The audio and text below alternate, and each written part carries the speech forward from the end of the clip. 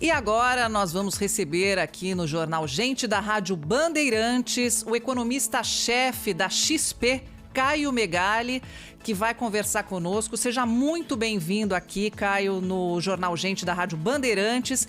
E eu começo já te perguntando, processo eleitoral antecipado, diante desse cenário, pode prejudicar as reformas, orçamento equilibrado e, por consequência, a melhora econômica do Brasil.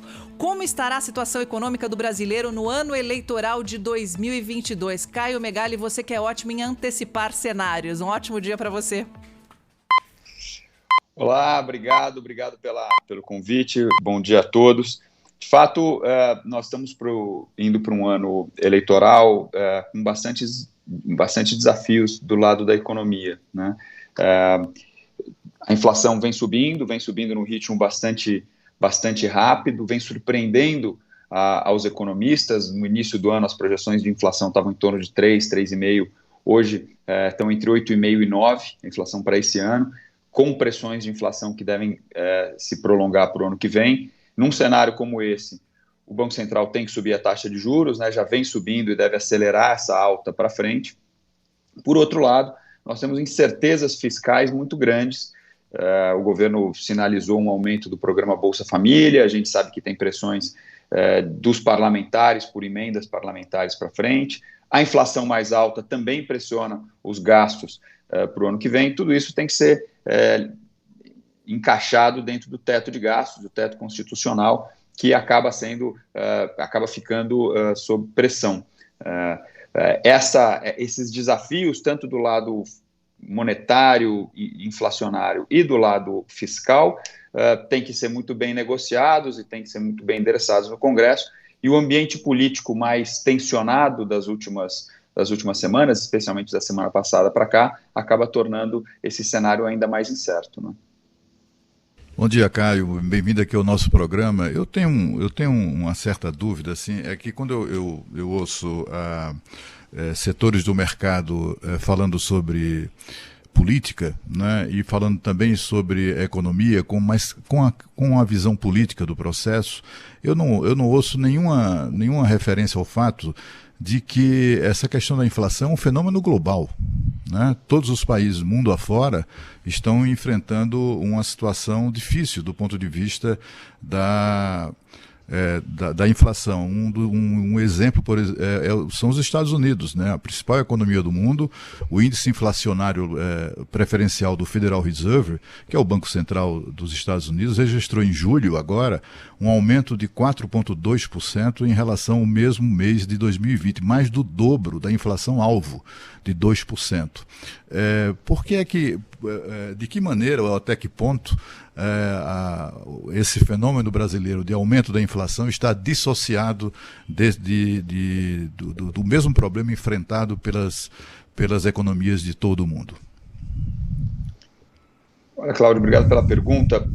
E um ponto interessante, de fato, né? A inflação, boa parte dessa inflação elevada no Brasil e em outros lugares, decorre do fato dos custos de matérias-primas terem subido muito nos mercados internacionais. Aço, grãos, petróleo, tudo isso faz com que os custos de produção subam e, portanto, haja inflação em alguns produtos. Um outro fator que tem sido relevante é a interrupção de cadeias de produção, né? Por exemplo, os automóveis hoje precisam de chips, né, de componentes eletrônicos para sua montagem. A produção de chip não está conseguindo chegar no nível adequado lá nas montadoras, então a gente está com um problema de produção de carros novos no mundo inteiro, aqui no Brasil também. Isso pressiona custo de veículos, pressiona custo de carros usados. Então é verdade que tem uma inflação global, mas essa inflação global ela chega aqui no Brasil mais forte do que no resto do mundo, porque a nossa taxa de câmbio se depreciou muito. Nós tínhamos R$4 por dólar antes da pandemia, hoje nós temos 5,30, em alguns momentos acima disso até.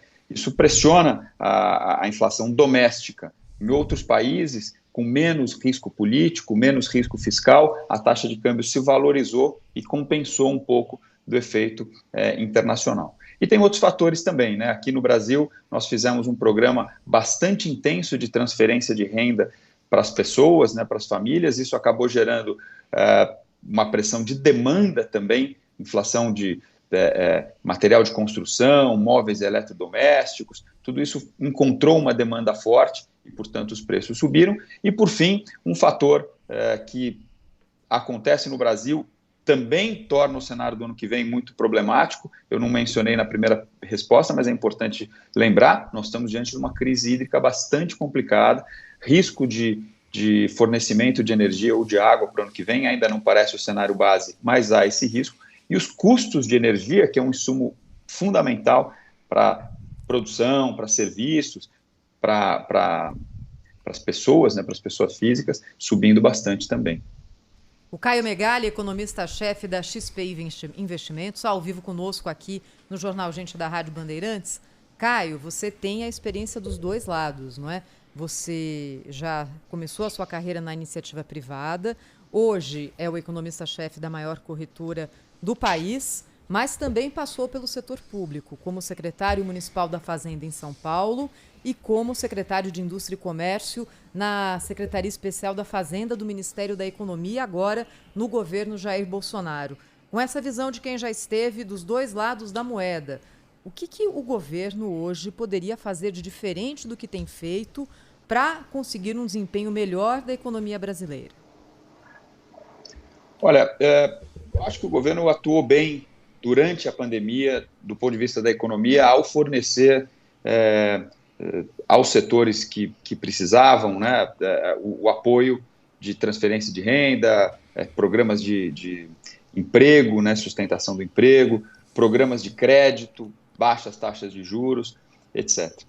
Acho que daqui para frente, o governo vem com uma lista bastante extensa de reformas, né?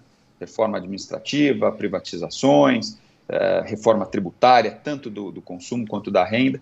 A minha impressão é que, nesse ambiente mais conturbado, chegando perto das eleições, com o risco fiscal ainda elevado, talvez seja o momento do governo, pelo menos do lado da equipe econômica, focar em temas mais urgentes que diminuam esse risco, essa percepção de risco dos investidores aos ativos brasileiros. E aí eu mencionaria 2 pontos chaves. Um é o orçamento, como eu estava falando no início da minha participação, a proposta orçamentária do governo que está no Congresso é uma proposta que não fecha a conta, tem muitas pressões de gastos que têm que ser incorporadas ao orçamento que ainda não foram, então tem que focar em mostrar ao mercado, mostrar à sociedade que o orçamento vai ser um orçamento equilibrado para o ano que vem, e a questão da gestão da crise hídrica, que também é bastante urgente, afeta custos de produção, afeta o planejamento das empresas e das famílias. Eu acho que o governo deveria diminuir,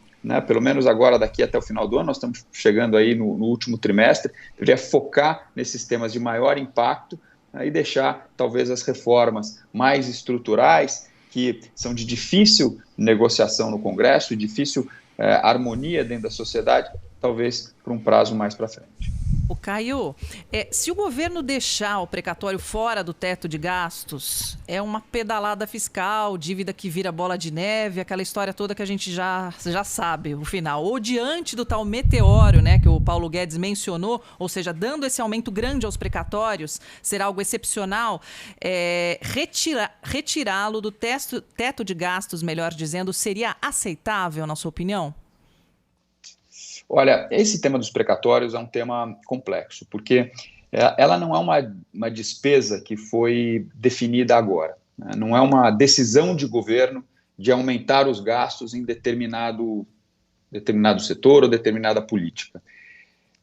Os precatórios são gastos do governo lá de trás que deveriam ter sido feitos, não foram feitos, pagamentos a empresas, pagamentos a servidores, transferências a estados que não foram feitos porque o governo achava que não deveria ser feito, né?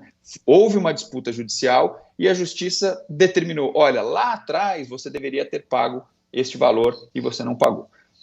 Está transitado e julgado, essa é uma despesa que não há o que se discutir. Ou seja, a dívida do governo aumentou este ano em 80 bilhões de reais. Pode ser uma dívida de precatórios, se o governo optar por pagar só uma parte dessa dívida, pode ser uma dívida que vira dívida mobiliária, ou seja, se o governo decidir emitir títulos para pagar essa despesa, mas que a dívida pública brasileira, seja com títulos, seja com precatórios, subiu em 89 bilhões de reais, para ser mais exato, esse ano, isso não tem discussão. O que precisa ser feito agora é saber como é que paga essa dívida que é inequívoca, sem desmontar o arcabouço fiscal que nos dá alguma direção de para onde vão os gastos públicos de forma geral, que é o teto de gasto. O teto de gasto tem sido muito importante para que o Brasil, que é um país endividado, sinalize que a dívida não vai crescer para frente e vai ser paga em algum momento. Então, acho que a melhor coisa a fazer é retirar do teto de gastos e fazer o pagamento, ajustando o teto de gastos para um nível menor, sem precatórios, ou mesmo parcelando, mas mantendo uma parcela menor dentro do teto de gastos. Ficar como está hoje, eu acho que gera uma pressão sobre o teto de gastos que politicamente vai ser inviável de ser aguentada para frente, para acomodar uma despesa que não foi uma decisão de governo atual, foi uma decisão lá de trás, é um esqueleto. Então, acho que a melhor forma de tratar esse esqueleto é tratá-lo de forma separada da discussão das outras despesas, essas, assim, de decisões atuais do governo. Aí, eu acho que o mercado aceita bem e a gente tem uma saída equilibrada para o problema. Mas, assim, setores do mercado, Caio, falam que uma solução como essa, como, por exemplo, parcelar, né, o pagamento desses precatórios, constituiria um calote, né? E a gente assiste, você tem experiência, como a Thaís destacou, você tem experiência também no setor público. E, assim, fazer o quê, né? Porque esse valor de precatórios que foi imposto pela Justiça para ser pago integralmente no ano que vem, é uma coisa próxima dos 90 bilhões de reais. Ou o governo paga, se pagar isso não faz nada, né? Ou seja, enfim, retira do governo essa despesa, qualquer outro investimento minimamente relevante, né? Ou passa por caloteiro. A solução, a seu ver, palatável, inclusive, para o mercado, é mesmo a do parcelamento, ou o governo deveria, de alguma maneira, negociar o adiamento disso in totum, né? na totalidade, para um outro momento, fazer o que os outros governos fizeram, né? Simplesmente empurrar com a barriga. Olha, eu acho que, de fato, Cláudio, essa é uma decisão muito difícil e não tem uma solução que vá fazer com que desapareça essa despesa adicional. Como eu falei, essa é uma despesa que está sacramentada, ela vai precisar ser feita. E a dívida vai subir, porque se o governo parcelar, ele vai ter uma dívida de precatórios. Se o governo não parcelar, ele vai ter que emitir títulos para pagar esses precatórios. Então, seja dívida mobiliária, né, dívida com títulos, seja dívida com precatórios, a dívida brasileira subiu e isso não tem nenhuma discussão. O que é preciso tentar fazer é isolar essa discussão da discussão do teto de gastos, porque aí cai naquele outro problema que você estava falando, que é o precatório tomar lugar de outras despesas importantes, né? Nós estamos saindo da pandemia com um aumento relevante da desigualdade social, que já era o nosso principal problema antes da pandemia e se torna mais problemático ainda. Então, eu acho que faz todo sentido pensar num programa estrutural e permanente maior de transferência de renda do que os valores atuais do Bolsa Família.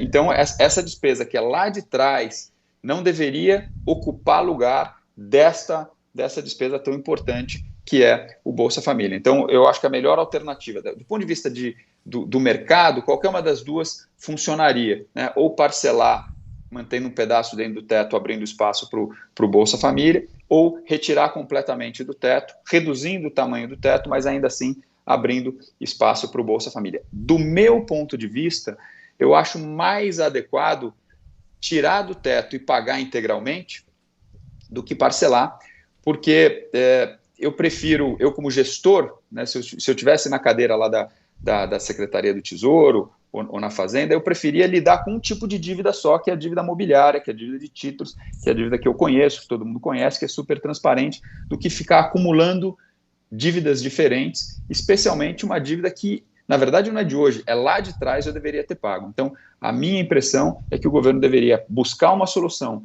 de pagar integralmente os precatórios e acumular essa dívida em títulos.